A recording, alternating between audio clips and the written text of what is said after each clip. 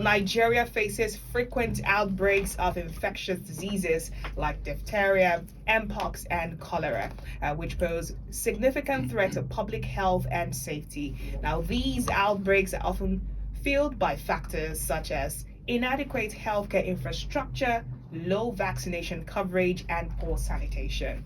The Nigeria Center for Disease Control and Prevention, NCDC, plays a crucial role in combating these challenges by leading the nation's efforts in disease surveillance, early warning systems, and rapid response initiatives. My guest is the current Director General at the Nigeria Center for Disease Control and Prevention, NCDC. He is a distinguished healthcare leader with over 3 decades of experience in medical practice, health system administration and management, consulting, and research. He has played a pivotal role in shaping and overseeing the public health sector landscape in Nigeria, steering the largest subnational health system for almost 2 decades. He is Dr. Jide Idris. You're welcome, sir.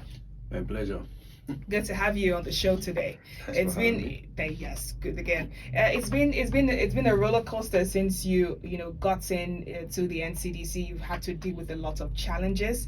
We'll start off with diphtheria. Recently, again re-emerged in Nigeria. Now, the first question will be: what are the main factors contributing to these outbreaks, and also the steps taken by NCDC to tackle these challenges? Well, like rightly said in your opening remarks, there are quite a number of challenges or factors involved, but it depends on basically the disease we're talking about, and how these diseases are spread is one, and of course the specific factors, and whether human factors, environmental factors, and perhaps again sanitation, hygiene. Basically infection prevention and control. These things have personal issues, environmental issues, medical issues, active to care, and of course education issues. So we're good to take them maybe one by one. Let me say, when I got into NCDC, yes, it was battling with about 5 outbreaks, namely measles, which we shouldn't be having at this time. Exactly. Diphtheria, cholera, we're still battling cholera. We had Lassa fever, we have meningitis, and now we have MPOX. And there's one, again, this is not caused by, it's a major issue, but that will be our next form of campaign, because that's what they call antimicrobial resistance. It's a major problem. Yes. And it affects many other diseases. Yes. So those are the issues here. So if we take them one by one, what's causing what? Like cholera, for instance, is basically an issue of water availability, access to water by people, and clean water, by the way, an issue of sanitation and hygiene. These are basic things. So these are environmental factors, water factors, basically outside the realms of the health sector. But these are factors, again, that actually give rise to this disease. And of course, cholera is just like ingesting contaminated food and water. Yes. And how do this food get contaminated? These are the issues here, or the food and water. Basically, if you allow the germs to get in contact with this food, whether it's exposed or it's not properly cooked, or you're using contaminated water to wash these things. And again, the most serious really has to do with environment, sanitation. Many states in this country, we have issue of open defecation. That's right. That's pure personal and environmental hygiene. And until people are advised on what to do or what not to do, just in terms of personal hygiene and environmental hygiene, we still continue to have that. Because again, this is also compounded by we have a rainy season now, and that's why the cholera has been lingering. And when you have rainy season, the tendency to have flood, and taking the information from NIMET and these people, the weather forecast people, they forecasted heavy rainfall in this period of time. So we expect to have increase like this if issue of water and sanitation are taken care of. So for cholera, personal hygiene, environmental hygiene, how do we dispose of our waste? How do you allow clear our drainages, and so that you don't have this thing to stagnate? And of course, wash your hands, just wash your hands before you eat, all those policies. That's for cholera. So if you look at MPOX and things like Lassa fever, these are basically diseases of animals that find their way to human beings. Okay. So now, if you look at which animals, for instance, for Lassa fever, it's mostly rodents, in particular types of rats that are found in some specific areas of the country. And how do they carry that? These germs or viruses actually affect these animals. But it's when these animals now fall sick or get in contact with people, either through their droppings or whatever they are, in areas where they spread grains on the ground or where these spread rats food items generally. These rats coming. When they're eating, either drop their droppings, their saliva, their feces in the food, and this food now gets ingested by people, and that's how people contact this. And of course, once humans contact it, you can have human to human spread too, because those are so. For Lassa fever, rodent control, it could be agricultural practices. So it depends on which part of the country where this is happening. For MPOX, for instance, animals have implicated squirrels, monkeys, and I think rodents. But again, the issue of MPOX is a bit interesting. We're still trying to unravel research. Where did it come from? For MPOX, we had this heavy new variants as well. Yeah, we have this heavy outbreak about 2022 in Nigeria that affected many more people, and some people died, unfortunately. But again, since then, campaign has been going on. But luckily, NCDC has been tracking this disease over the years. And this year, we are lucky, at least from January to the present. Okay. We've only seen, we've had about 55 confirmed cases out of about 870 suspected cases that were tested. Okay. So 55 confirmed. Luckily, none of them has died. Now, in terms of strain or no strain, we're also lucky in the sense that the strain we're having here is what the clade 2B type, which is less serious as against clade 1B that we found in Central African Republic and African countries. But care must be taken because most of the cases we have now in Nigeria, most of them come from the southeast. Then some move towards the north central Abuja, then to we have very few cases in northeast. Now we have 2 or 3 states in the northwest that are affected. So for those cases in southwest where the largest number come from, they share a common border with Cameroon. Yes. In Cameroon, the cases in Cameroon are of 2 types, the clade 1 and clade 2B. So our fear is that we do not want the case 1 to get into the country. That's one. And through also airports or international airports. So that's where we're considering our efforts to prevent it, because you have a cross-border crossing. Okay. This would make it, especially again in the northwest.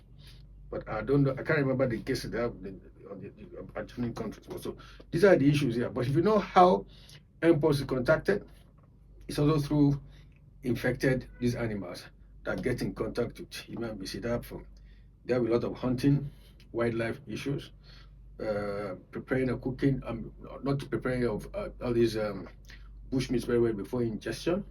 And again, some social factors get involved because you have movement of people where you have large population as a migration. People tend to move to that. Where you have large number of people, tendency that this things spread. Because if you look at MPOX, how does it present? Well, normally fever, all these basic that most infections, but when you start seeing the rash with pustules and all that's what become very effective. Until those rashes dry up, they are very contagious, and that's why the easiest way now, because it's contact. If you can prevent people from getting in contact with each other or getting contact infected animals, it's easier to control than things like diphtheria, where you have respiratory droplets, you cough, you sneeze, this is spread in the air. Yes. It can spread faster. So depending on the mode of transmission and the organism causing this, and then there are factors again that affect, that support or prevent this is from happening. So it's a huge task. Yeah. And some of these are seasonal, some are not seasonal. But what we are doing like NCDC now is that for the seasonal ones, over the years, when this is occur. But they say occur when we know. So things must be done again before they start rearing their head. So what we do now that last survey has ended or has gone down. Has gone down. Meningitis has gone down. What we do now, we review all the cases, we review the factors, what had happened, what did we do wrong, what did we do differently. At the same time, I'm going to start preparing people against when it's predicted. So it's predicted to come up again. So it's just like that's prevention. Surveillance, most of this now, that's tracking the occurrence of disease. That's what we do for most diseases, depending on what type of disease. We track them based on data, using different evidence, either from people, from the community, from cases seen in various hospitals, various states. But once you start tracking, you see the trend. Once you see a rising trend, it's a trigger for us to send people to go and investigate what could be happening. How do you check? When you talk about rising trend, how do you realize that this trend is going up? You collect data from different sources. Do you use technology? Yeah, you use technology, or either you use case notes from hospitals. But again, they said you use technology in terms of you look at various cases, hospitals, how many cases of did you see, local government areas, and real time. They input this into their computers or whatever it is, and they transfer to us now. We collate all this and analyze the results. And that's how you analyze the trend. Now we're using other technology, but some are AI based, like Dataflow, like for instance, there's a unit in NCDC that mines information, either from Facebook, social media, chat boxes, on things like this. They mine them and using some algorithm again to analyze them and see trends. From there, you know that some people are seeing something happening in one part of the state, or something happening in another part of the state, and then that's send people to investigate or contact the states, and then send out the officer to go and investigate. Once they're investigating, they take samples, they take history from samples, take them to the laboratory. So in NCDC, we do surveillance, people who do tracking of all this using all sorts of methods. You can even use serology in lab now. Use serology, take blood, or use PCR, hide it. But recently now we're using genomic sequencing. It's the modern technology that actually detects this thing faster. What they're using now to detect again for MPOX, for instance, apart from making diagnosis of MPOX, use genomic sequencing to determine now which strain. And it's not all the labs that have that. So what we're trying to do is increase the number of labs that have those capabilities. And so more importantly is awareness campaign to the people. People must know what these diseases are, how they present, and what they can do to prevent this spread. Okay, well, that's really interesting. It's 12 minutes past 10 o'clock, and we're still speaking with the NCDC Director General. And my next question will be, what exactly do you face, and what are the challenges that poses itself as it concerns deployment of rapid response? And how does NCDC tackle and improve response time and its effectiveness? Well, one, like the typical challenges. Funding is not adequate for the health sector. Let's be frank. That whatever activities we do require money. That's right. That's one. So, but I know that the government is trying, considering the economic situation. So whatever we have to listen to use them judiciously. So that's funding. And all the activities we do, like surveillance, for instance, sending people out. They need money, they need transportation, they need resources, and they need materials to use for that. And again, to detect. Even we decided to detect again, we need laboratories, and NCDC has a network of laboratories all over the country, but they have different capacities. There are some that can detect cholera, Lassa fever. There are some that can detect some other things. So what we do is we try to make sure that equity in the spread of these laboratories, and again, in areas where you particularly have cases coming up again, you boost that capability. I think, for instance, now for this MPOX, many laboratories have PCR diagnostic capabilities, but they may not have enough reagents, enough consumables to do the test. They may not have enough person, like everybody is subject to Japa syndrome. People are leaving. In fact, we're losing staff in NCDC now for obvious reasons. Trained staff, because they all go after more money. Okay. So you understand. And there's also the Japa syndrome. Oh, yeah, definitely. Yes. And so, but we try as much as possible again, and we need to deal with their welfare and that kind of thing. But again, those are some of the challenges again. Okay. And even now, the problem is at the subnational level in the states and local governments. And so, what we do is try to beef up the capabilities of the states, the personnel in the state, because it can't be everywhere. It is states that have the problems. So the more they prepare to actually deal with their problems too. So by we supporting them, whether you support them by way of training their personnel to handle specific things, we give them materials that they will need either to diagnose, either to detect, either to treat, and you can give them guidelines, training manuals, etc. Depending on, so for each disease you have guidelines, treatment guidelines. You have protocols on how you detect. You have protocols on what to say to the public, awareness campaign. You can print awareness campaigns. We have them online. We distribute to the states. They cannot at the different states again domesticate them in their various languages depending on their. So they have challenges of funding. You have challenges of human resource. You have challenges of infrastructure. We need to build more laboratories. In building all this, you have to build capacity. And these are not things you do overnight. Taking the challenges, is there a plan to solve all of this? Is it possible? No, there is a plan for it. Take for instance that you have an outbreak. You call all the experts in different fields, epidemiologists, DSNOs, the district officers, infectious disease experts. Okay. They look at the process, and you have pillars. And pillars is that once you have an outbreak, it has to be done in a coordinated manner. So there is that governance issue there. Who does what? It has to be done again. That's more like incident management. Okay. You coordinate. This is done again at NCDC or at the state level. You have people who have advice and surveillance tracking all these diseases. They've been trained either from medical school or laboratories. They look at that area for that particular disease. You have people who are laboratory people who can detect, who are trained to detect, who work in the laboratory. You have people who are good in communications, risk communications, that can talk to people or can develop messages and pamphlets, leaflets to distribute. And you have, of course, the doctors who actually treat this patient depending on what this is all about.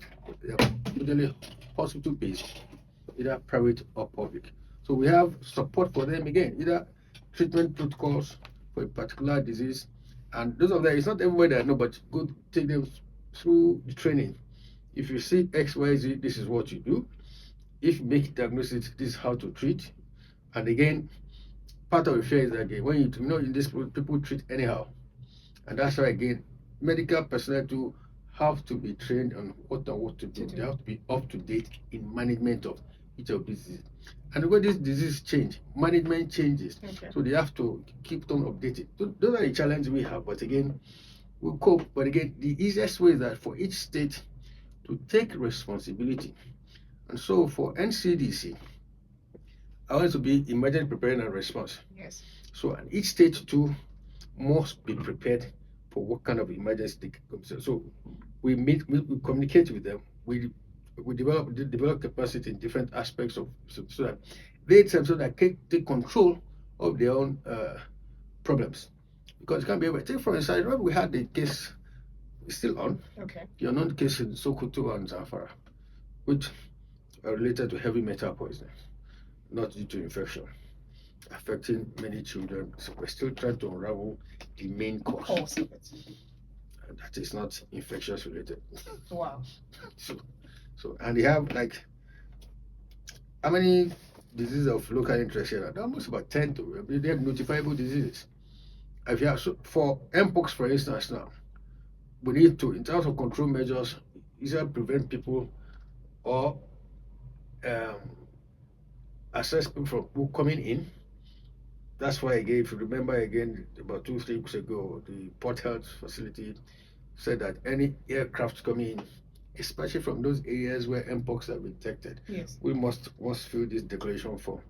Just form to get some basic information to see whether you have people who you might suspect might have such things. Okay. And when you have such, they analyze before they come in, and of course they determine, okay, this one, not that they will quarantine you, they will just say recommend for go and go for testing that to the lab, so just be sure that you do have this disease. Okay, that's interesting. All right, so let's talk about with the increasing incidence of various infectious diseases. Now, I want to find out how NCDC is also working with the primary healthcare system to improve our overall resistance against outbreaks. Because every time we hear of outbreaks, we definitely know that the local government is affected.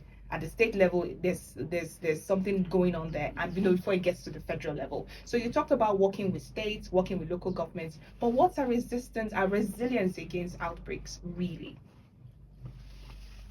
One, I want to build our focus to build resilience. Yes. The health sector to be resilient, so That's that right. so that it can tackle any problem. And putting generally, that's what they call public health capabilities, right?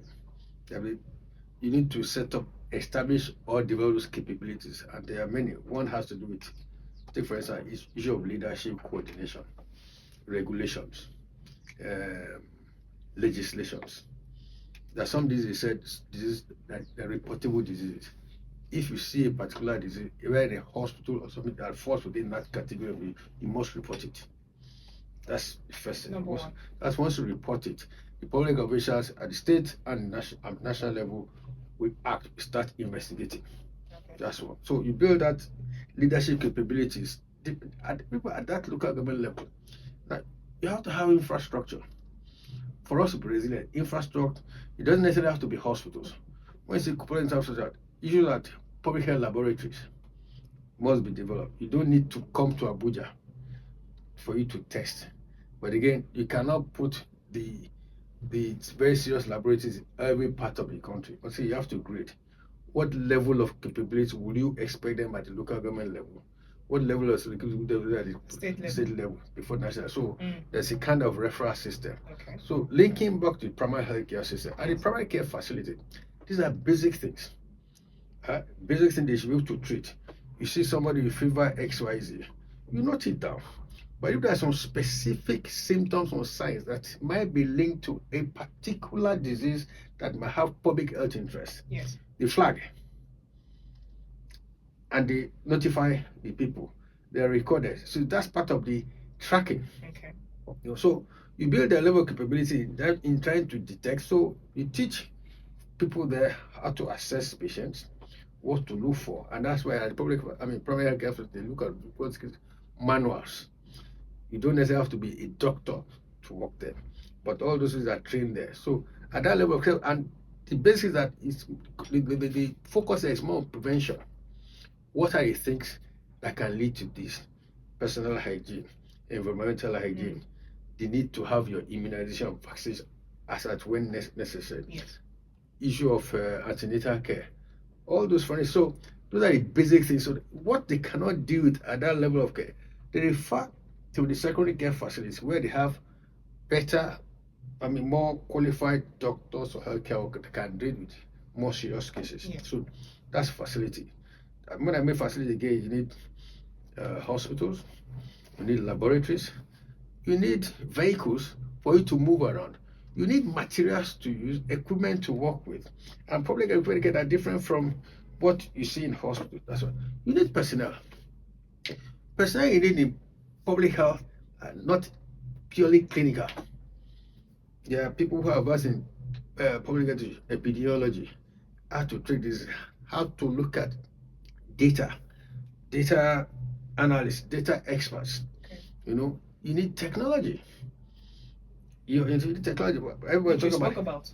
Yeah, you need technology. You need communication. How do you communicate? People say we doctors don't know how to communicate with people. So you need people who are versed in communication experts who can actually present these cases to the people in a way that they will understand. So these are those capabilities again that need to be developed for us to be resilient in our system. And we start building those capabilities right from the primary care level, the state level, and the national level, so that you set up that kind of referral systems.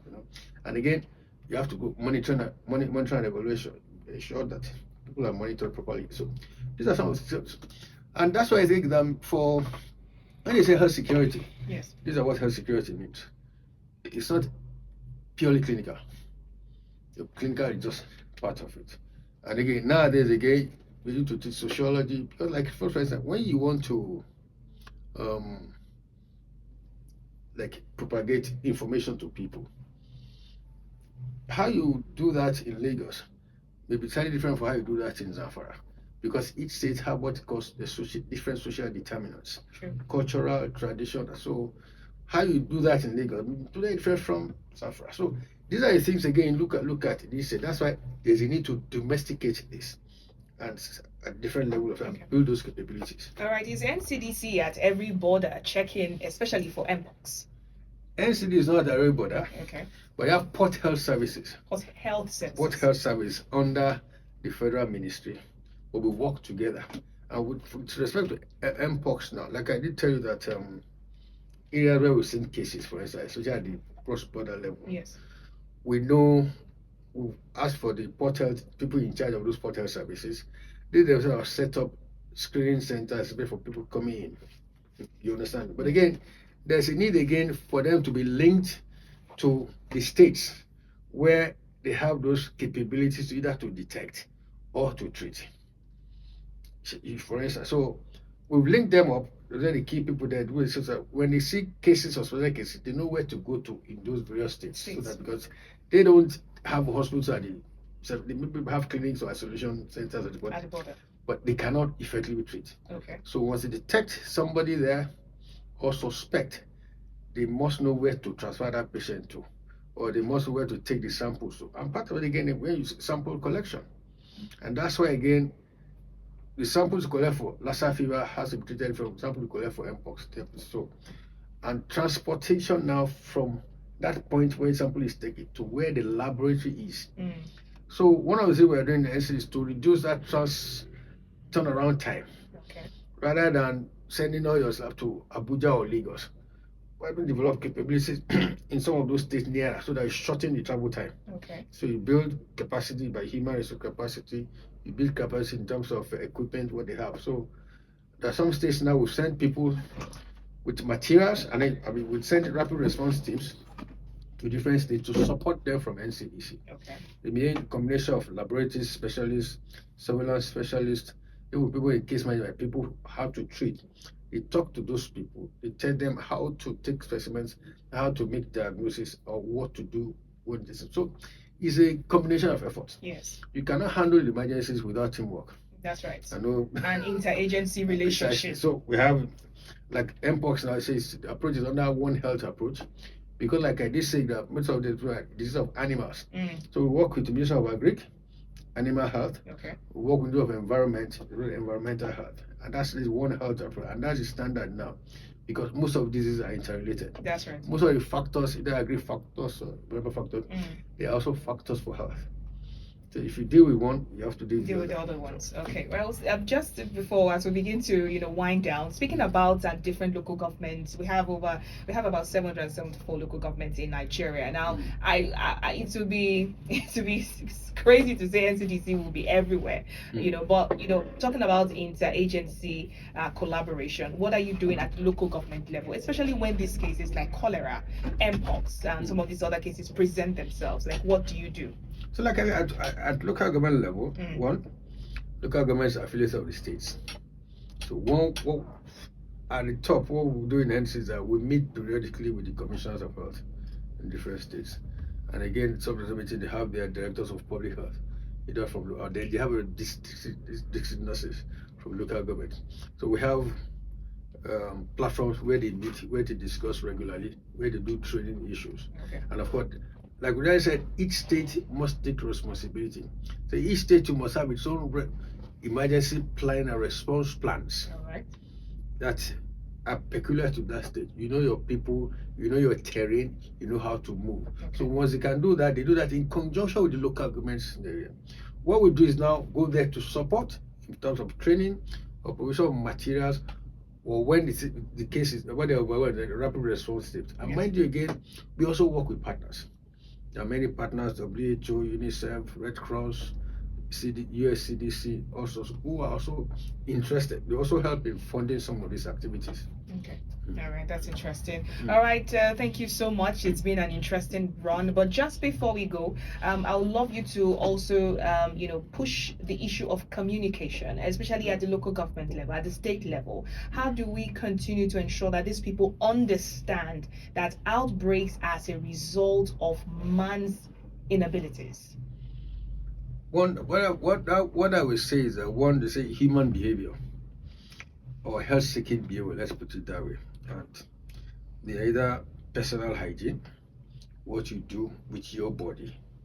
It might be what you eat to boost your immunity, or more importantly, again, what to do to prevent the spread. Once you are ill, don't treat yourself.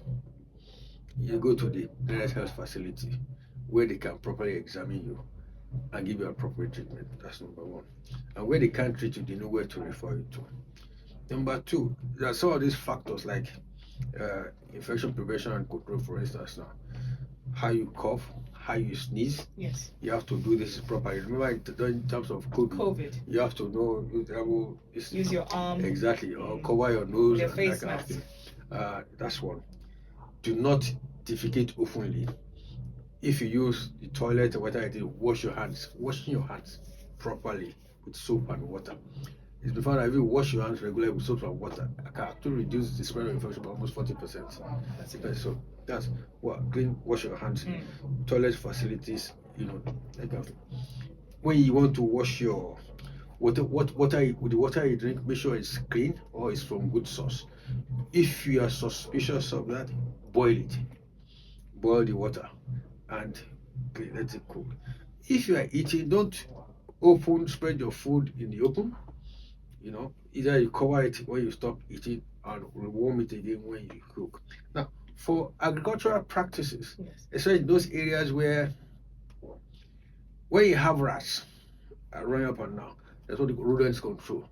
Either you stop things that make the rats come into your house, by not leaving food items all over the place, or block holes or create nets where rats can never enter your house. And do not put things again that attract rats or that attract flies or some of these insects. For instance, flies. So where you have your waste where you dispose of waste, either you dispose it covered properly so that flies cannot get at them, or rats cannot have access to them. And of course, immunization, especially your children. Try and get your children immunized as at when due, right from birth. BCG, DPT, for instance, DPT. The best way to treat diphtheria is to get the diphtheria antitoxin vaccine. Yes. At its precise age. And so these are literally things again. Remember, just like a personal protection. For health workers, if you're sure of the case, when you put on your gloves before you examine a patient, put your gowns if you feel that you might be contaminated. And once you fill your gown, put your glove, face masks, and don't mix patients up. And the materials you use to treat a patient, put them together, change the materials, wash them properly, and so that of course, all this requires some specific infrastructure. Water supply in the various facilities, which is part of the problem we have. Very important. Water supply in various facilities, sewage issues. Okay. And take, for instance, like any states, especially for cholera, you don't have proper town planning. So, and that's why when rain falls, either you get flooding or the drainages are blocked. So you have to clear your drainages, ensure that your drainages flow. And these are things like that's why again you have that interconnection between agencies of government. Exactly. Ministry of Environment, even building, Ministry of Works, building plans. When you build a facility, either think of ventilation. Because if you don't think of proper ventilation, especially where you have large families, when they have any respiratory problems, it can spread. It spreads. So yes, it becomes another outbreak. So when you talk of ventilation, in terms of lighting, because it can fall. There's so many things that actually are factors that produce people medical issues, health issues.